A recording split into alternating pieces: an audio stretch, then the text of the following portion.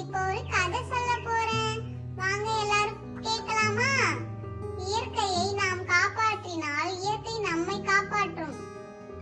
சுந்தராபுரம் என்ற ஒரு அழகான கிராமம் இருந்தது. அந்த கிராமம் பசுமையால் சூழ்ந்தது. பெரிய பெரிய மரங்கள், ஓடும் ஆறுகள், இனிமையாக பாடும் பறவைகள், இவையெல்லாம் அந்த கிராமத்துக்கு உயிராக இருந்தது. பட்டூஸ், அந்த கிராமத்தில் உங்களை மாதிரி கீர்த்தனா என்ற 12 வயது சிறுமி இருந்தாள். அவள் தினமும் பள்ளிக்கு செல்லும் பாதையில் நிறைய மரங்களை பார்த்து மகிழ்வாள். அவள் தினமும் மரங்களுடன் பேசவும் செய்தாள். எப்படி இருக்கீங்க மரங்களே என்று அவள் கேட்டால் காற்று மெதுவாக வீசும். அது மரங்களின் பதிலாக அவள் நினைத்துக் கொள்வாள். ஒரு நாள் கிராமத்துக்குள் ஒரு பெரிய தொழிற்சாலை கட்டப் போகிறார்கள் என்று செய்தி வந்தது. அதற்காக பல மரங்களை வெட்ட வேண்டும் என்று சொன்னார்கள். கிராம மக்கள் சிலர் வருத்தப்பட்டாலும் சிலர் வேலை கிடைக்கும் என நினைத்து அமைதியாக இருந்தார்கள். ஆனால் அதற்கு அதிகமாக கவலைப்பட்டவள் கீர்த்தனா மட்டும்தான்.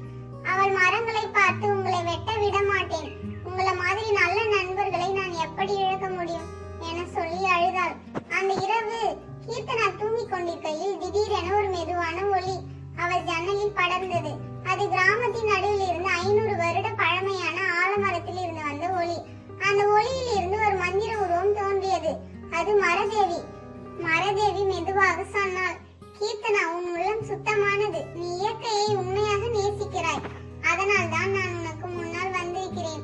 கீர்த்தனா ஆச்சரியப்பட்டாலும், அம்மா, நம்ம எல்லா மரங்களும் அழிக்கப்பட போகுது, அதை எப்படி தடுக்கலாம் என்று கேட்டாள். மரதேவி அவளுக்கு ஒரு ரகசியத்தை சொன்னாள். ஒவ்வொரு மரத்துக்கும் ஒரு சக்தி, ஒரு உயிர் இருக்கிறது. மக்கள் அதை மறந்து விட்டார்கள். நீ இந்த உண்மையை அனைவருக்கும் உணர்த்த வேண்டும். நீ பயப்பட வேண்டாம். உன் உண்மை மனசு உனக்கு துணை நிற்கும். அப்படி சொல்லி மரதேவி மறைந்து விட்டார். அடுத்த நாள் கீர்த்தனா ஒரு பலகையில் எழுதி கொண்டு சென்றாள். அதில் எழுதி இருந்தது, மரங்கள் நாம் சுவாசிக்க நல்ல காற்றை கொடுக்கின்றன.